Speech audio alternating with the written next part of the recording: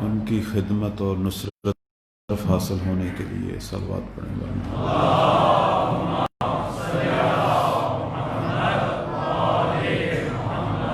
حاضرین کے دلوں میں بے پناہ حاجات ہیں اور پروردگار جانتا ہے، ان سب حوائج کی قبولیت کے لیے صلوات پڑھیں۔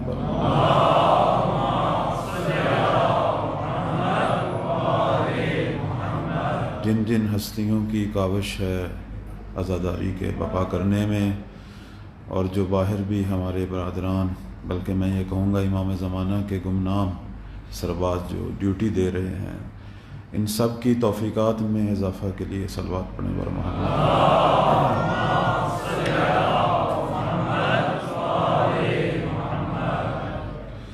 مرحومین کی بلندی درجات کے لیے صلوات پڑھیں بر محمد۔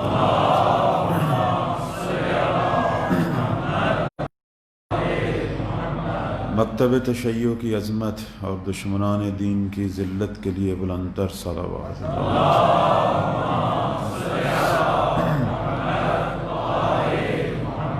اعوذ باللہ من الشیطان الرجیم، بسم اللہ الرحمن الرحیم۔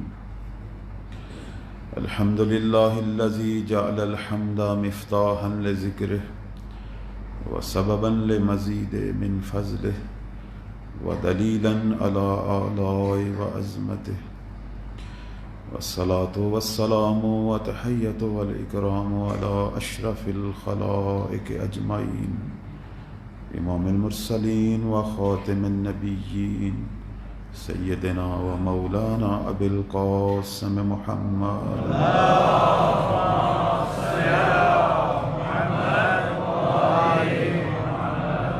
وعلى آلہ الطیبین الطاہرین المعصومین المظلومین المنتجبین، سیما بقیت اللہ الامام المہدی القائم بالحق، الذین اذهب اللہ عنہم الرجس وطہرہم تطہیرا۔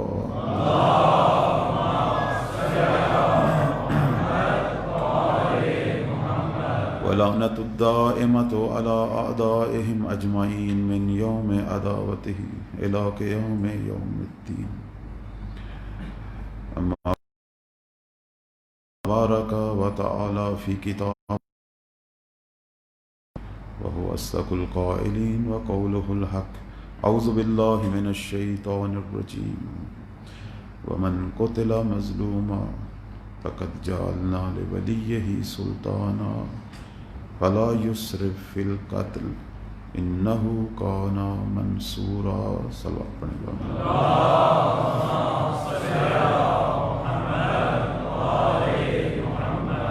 میرے برادر نے چونکہ دعا پڑھا دی تھی، میں اپنے موضوع پر آ رہا ہوں۔ اس میں کوئی شک نہیں، سید الشہداء کے یہ مراسم عزاداری، یہ غم کوئی ایک رسم نہیں ہے، کوئی ایک روٹین کا مسئلہ نہیں ہے، بلکہ ایک اہم ترین مقصد کی ادائیگی کا نام ہے۔ اور وہ مقصد جو ہے وہ پروردگار کی عبودیت کرنا ہے اس غم حسین سے، اور ولی زماں کی ولایت اور اس کی اطاعت اور اس کی نصرت تک پہنچنا ہے۔ اگر یہ اس کے اندر نہ ہو تو یہ بے روح ہے۔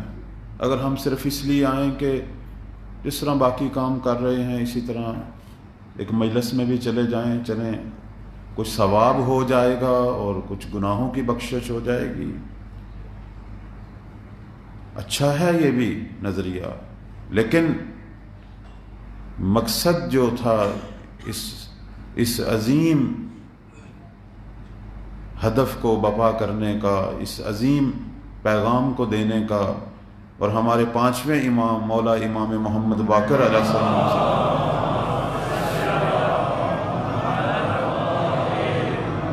جنہوں نے سب سے پہلے رسمی طور پر مجالس سے عزاداری کو بپا کیا، اور باقاعدہ اس کام کے لیے انہوں نے پیسے دیے، اور کہا کہ حج کے مقام پر جہاں دنیا کے تمام حجاج جمع ہوتے ہیں یہ عزاداری بپا ہو۔ ہدف یہ تھا کہ لوگ جو ہیں دین کو نہ بھولیں، خدا کو نہ بھولیں، اور اپنے زمانے کے ولی کو بھی نہ بھولیں، اور اس عزاداری سے اپنے ولی کی، جو زمانے کا ولی ہے، اس کی نصرت کریں۔ لیکن آیا ہم نے اس ہدف کو پایا ہے یا نہیں؟ ہماری جو پوری شیعہ تاریخ جو ہے وہ ہمیں یہ بتا رہی ہے کہ ہم نے عزاداری سے بہت کچھ پایا ہے، لیکن وہ جس ہدف کے لیے یہ بپا کی گئی ہیں اس ہدف تک ہم نہیں پہنچے۔ میں بڑی معذرت سے ڈاکٹر شریعتی کا یہ جملہ آپ کی خدمت میں بیان کروں گا، ہے تو بڑا سخت، لیکن چونکہ میری گفتگو ایک روایتی گفتگو نہیں ہے، اور میں اپنے پروردگار کو حاضر ناظر جان کر اور اپنے ولی کی خدمت میں یہ جملہ کہنا چاہتا ہوں۔ جملہ بڑا سخت ہے، اور ہم آپس میں فرماتے ہیں، بہت بڑی شخصیت ہے ڈاکٹر علی شریعتی، ہمارے تشیع کا چراغ ہیں، جنہوں نے دنیا میں بہترین انداز سے تشیع کا تعارف کروایا۔ کہتے ہیں کہ ہمیشہ شیعوں کو اپنے شہید ائمہ سے تو محبت رہی ہے، لیکن اپنے زمانے کے زندہ امام کی طرف توجہ نہیں رہی۔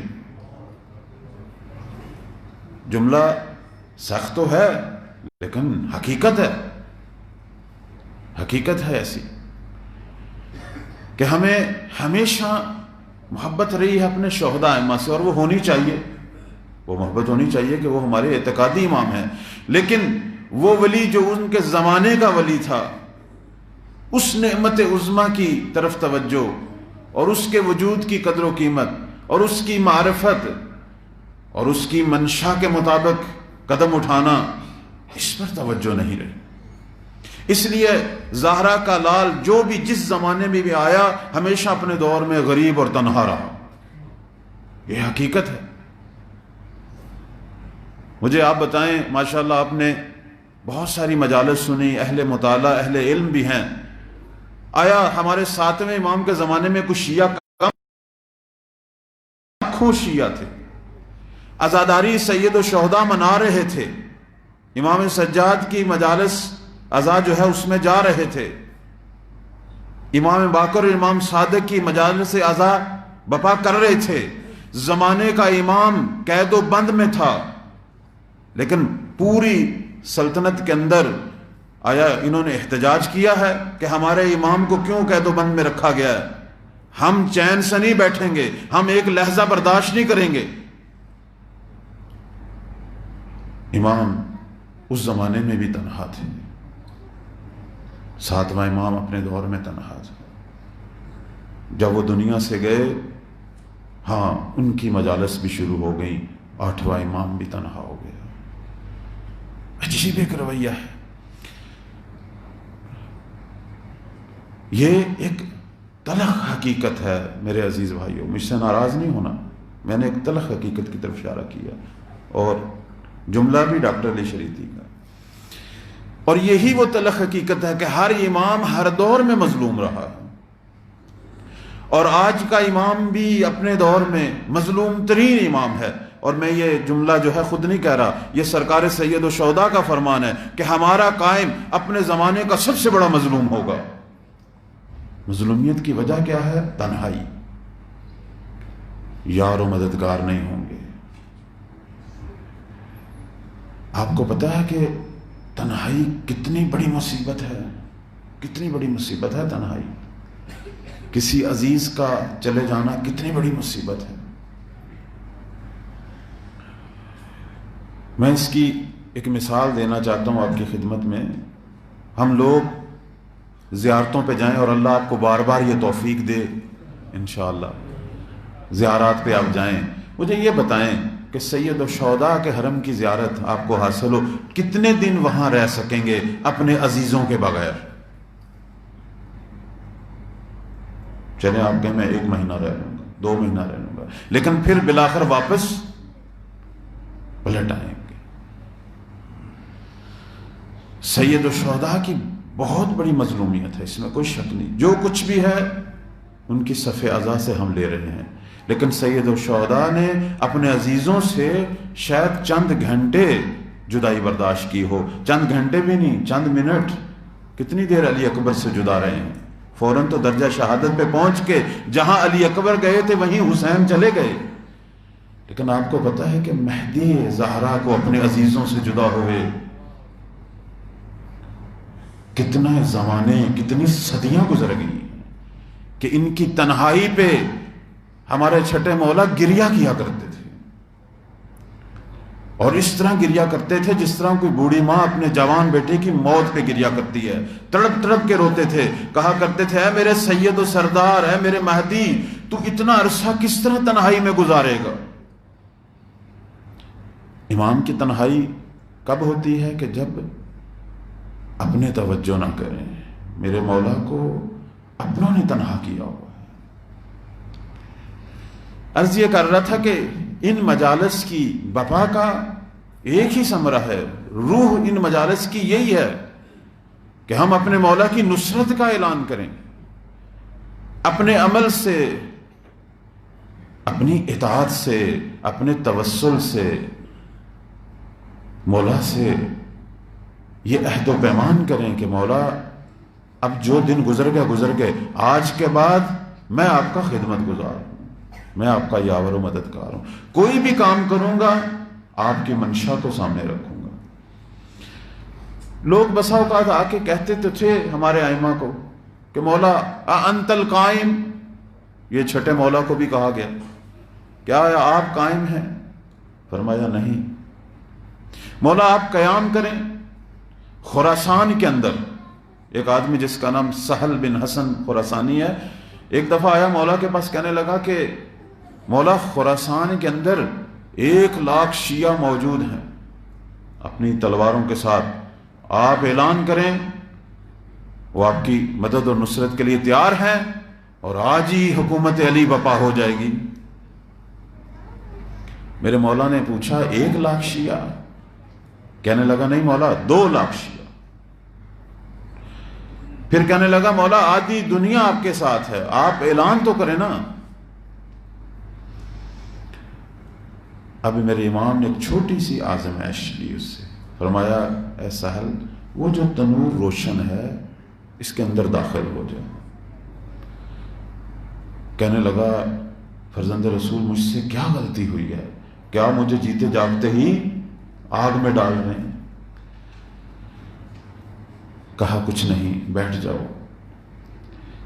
باتیں شروع ہو گئیں، اسی دوران ہارون مکی آتے ہیں، مولا کے شاگرد۔ اب میں ناصر اور محب کا فرق بیان کر رہا ہوں، شیعہ کیا ہوتا ہے،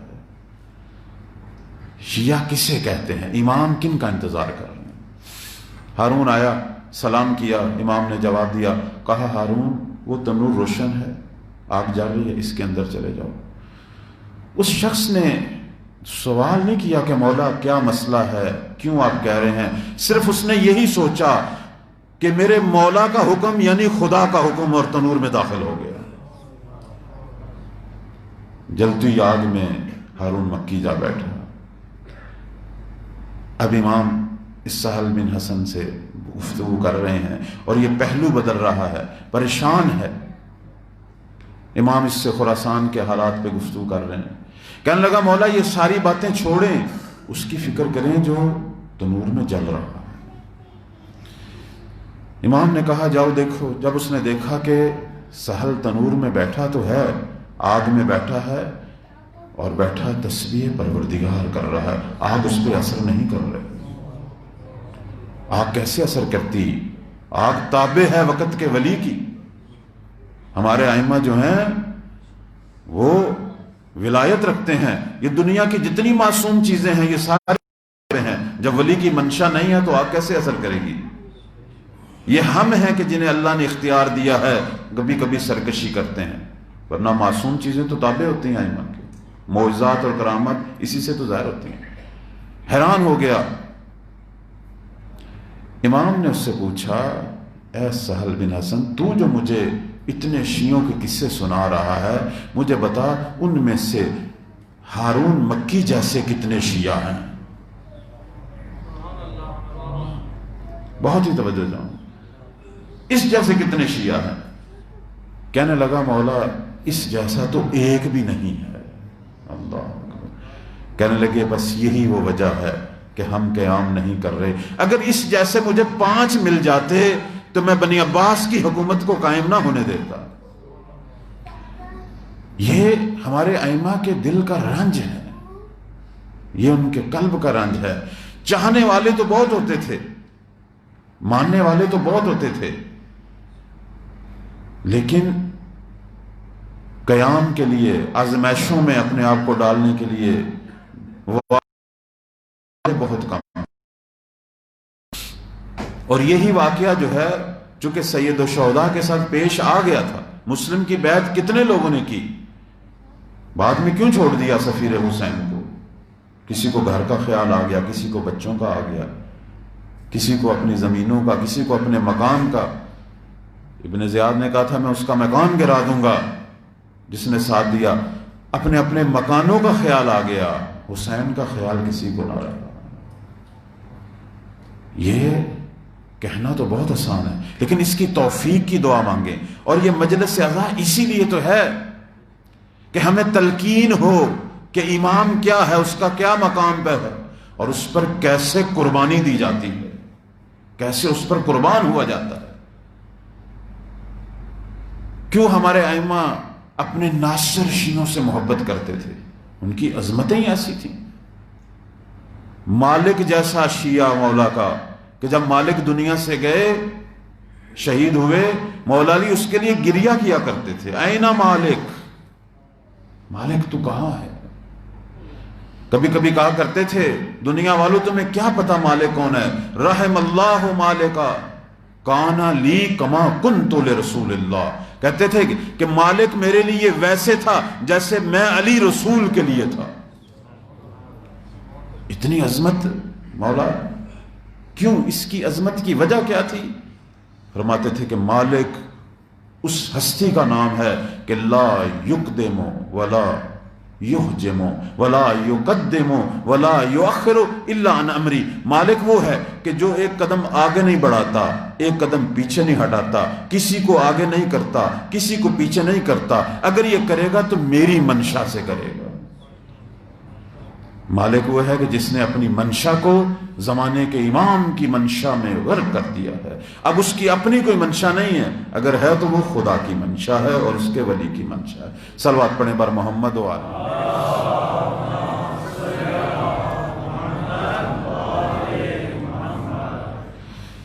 انجیل کے اندر چونکہ موضوع معرفت امام زمان ہے اور اسی حوالے سے ہماری گفتگو چل رہی ہے اور آج اس کی 5ویں مجلس ہے, مولا کا ذکر صرف قرآن و حدیث کی حد تک نہیں ہے. جیسے میں نے پہلے بھی ایک دن آیت کی تلاوت کی سورہ انبیاء کی کہ ان کا ذکر تو انجیل, تورات, زبور میں بھی ہے, موجودہ انجیل میں بھی ہے. یہ جو بچی ہوئی انجیل ہے اس کے اندر بھی ذکر ہے. انجیل کے اندر جب بھی لفظ آتا ہے نا انسان کا بیٹا, ایک ہے خدا کا بیٹا, وہ اس سے مراد لیتے ہیں عیسیٰ, لیکن جب کہتے ہیں انسان کا بیٹا تو اس سے مراد وہ نجات دہندہ ہے جس نے آخر زمان میں آنا. اس سے ان کی مراد یہ ہے. انجیل والے اسے مسیح موعود بھی کہتے ہیں, اور اہل تورات جو ہیں وہ مولا کو جو لقب دیتے ہیں وہ سرور میکائیلی.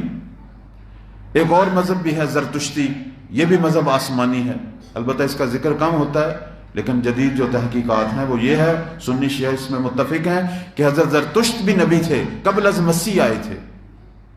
ان کی کتاب جامع سبنامہ کو اگر آپ پڑھیں یہ قبل از مسیح لکھی گئی ہے. اب اس کتاب کے میں ایک چھوٹا سا پیرا آپ کی خدمت میں بیان کروں گا. اگر یہ نہ پتا ہو کہ یہ زرتشتیوں کی کتاب ہے تو آپ ایسے ہی سمجھیں گے جیسے کسی اسلامی کتاب کا میں نے ایک جملہ پڑھا. جناب زرتشت کیا کہتے ہیں اپنی کتاب میں؟ کہتے ہیں کہ عرب کا پیغمبر آخری پیغمبر ہوگا جو مکہ کے پہاڑوں کے درمیان پیدا ہوگا, اور وہ اپنے غلاموں کے ساتھ بیٹھ کر کھائے پیے گا, نشست برخاست کرے گا. اور یہ وہ پیغمبر ہے کہ جس کی کتاب سب کتابوں کو باطل کرے گی, جس کا دین سب دینوں کو باطل کرے گا. اور اس کے بعد کہتے ہیں اس پیغمبر کی ایک بیٹی ہے جس کا نام شاہ زمان ہوگا. اور اس بیٹی کی نسل سے دنیا کا ایک آخری بادشاہ آئے گا کہ جو اس پیغمبر کے اوصیاء میں سے آخری وصی ہوگا، کہ جس کی حکومت قیامت تک جاری رہے گی۔ اب اگر یہ نہ بتایا جائے کہ یہ زرتشتیوں کی کتاب ہے تو کیا محسوس ہوتا ہے؟ حقائق ایک جیسے ہی ہیں، فرق نہیں کرتا انجیل ہو، تورات ہو، زبور ہو۔ اچھا، وہ انجیل میں کیا لکھا ہوا ہے؟ انجیل میں یہ لکھا ہوا ہے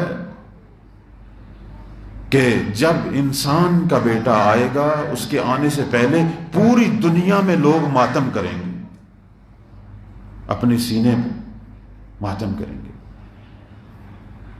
اب اس میں واضح سی بات ہے کہ آج ہم اس کی ایک شکل تو دیکھ رہے ہیں کہ دنیا میں کہاں کہاں نہیں عزاداری ہو رہی، ہر جگہ پہ سید و شہداء کی عزاداری۔ جیسے ہم کہہ رہے ہیں کہ مولا کے ناصر اسی عزاداری سید و شہداء سے نکلیں گے، انجیل بھی کہہ رہی ہے کہ مہدی کے ماننے والے وہی ہیں جو ماتم کرتے ہیں۔ اب ماتم کیا ہے؟ ماتم اگر احتجاج ہے تو دنیا دیکھ رہی ہے، احتجاج ہر جگہ سے بلند ہو رہا ہے، سب جگہ سے عدالت کی آوازیں بلند ہو رہی ہیں۔ پہلے مشرق سے ہوتی تھی، اب مغرب سے بھی ہو رہی ہے۔ اگر ماتم اظہار غم ہے تو دنیا میں واحد سید الشہداء وہ ہستی ہے کہ جن کے حزن میں سب محزون ہوتے ہیں اور اس میں اسلام کی کوئی قید نہیں۔ ایک صلوات پڑھیں بار محمد و آل محمد۔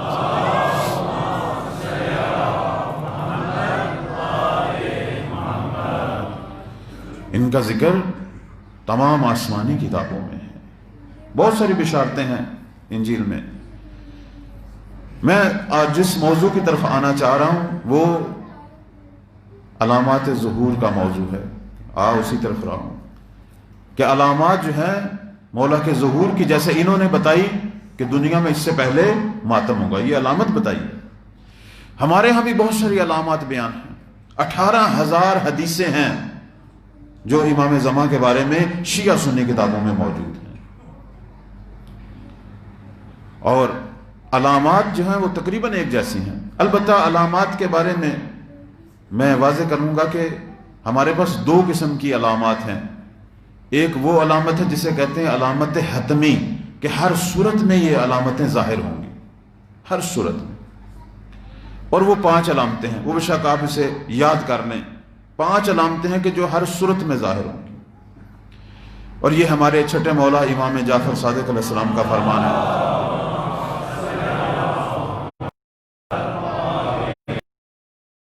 کہ ہمارے قائم کے ظہور سے پہلے یہ 5 علامتیں ظاہر ہوں گی۔ وہ کون سی ہیں؟ ایک آسمانی آواز ہے، اس کی میں تشریح کروں گا۔ سفیانی فتنہ جو ہے اس کا خروج، یمن سے ایک یمانی کا قیام، 3 ہو گئیں۔ خسف بیدا، سرزمین بیدا جو مکہ اور مدینہ کے درمیان ہے، وہاں ایک لشکر کا دنسنا، اور 5ویں نفس زکیہ کی شہادت۔ یہ 5 علامتیں۔ اس کے علاوہ جو کچھ بیان ہوتا ہے بینوان علامات، اسے ہم کہتے ہیں علامت غیر حتمی۔ جیسے کچھ دن پہلے ایک عزیز دکھا رہے تھے کہ بیماریوں کا ذکر ہے، ایک عزیز دکھا رہے تھے حج سے روکنے کا حکم ہے، یہ علامات غیر حتمی ہیں۔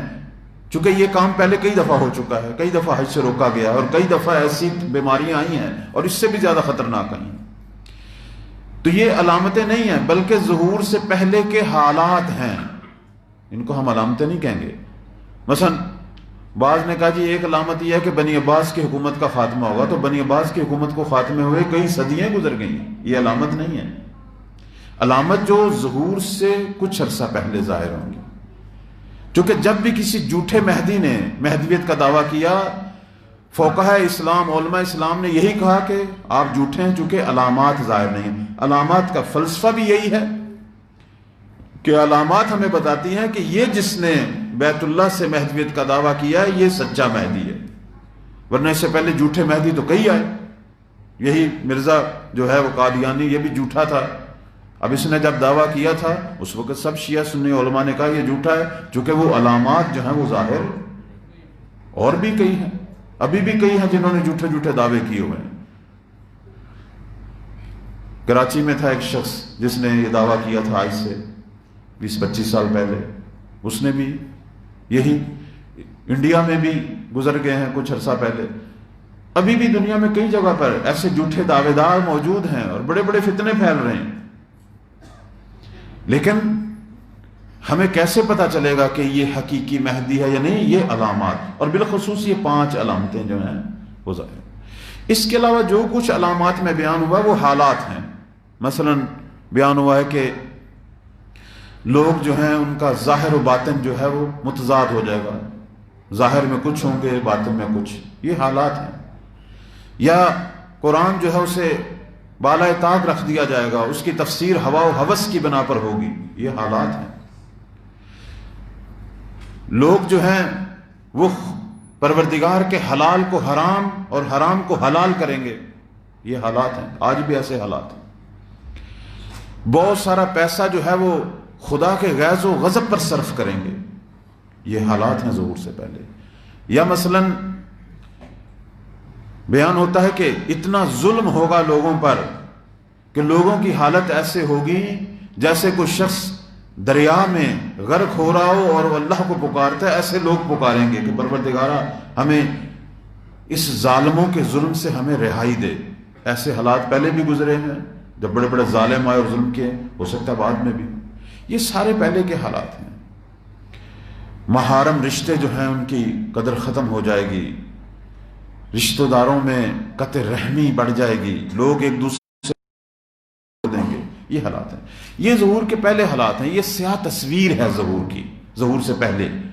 لیکن اس کے مد مقابل ایک روشن نقطہ بھی ہے، یعنی جہاں ایسے لوگ ہیں وہاں کچھ اور لوگ بھی ہیں کہ جن کے بارے میں ہمارے معصومین فرماتے ہیں کہ قائم کے ظہور سے پہلے کچھ ایسے لوگ بھی ہوں گے کہ جن کی جزا صدر اسلام کے مسلمانوں کی طرح ہوگی، اور وہ کیا کرتے ہوں گے؟ وہ امر بالمعروف نہی منکر کرتے ہوں گے اور اہل فتنہ و فساد سے جنگ کرتے ہوں گے۔ یہ مہدی کے ناصر ہیں کہ جو مولا کے ظہور کی تیاری کر رہے ہیں۔ تو یہ 2 چہرے جو ہیں وہ ہیں، یہ ہمیشہ رہے ہیں، لیکن علامات یہ نہیں ہیں۔ انشاءاللہ اگر آپ کا مزاج ہے تو جتنا میرے پاس ٹائم ہے میں ان 5 علامات پر تھوڑی سی گفتگو کروں گا۔ صلوات پڑھیں بر محمد و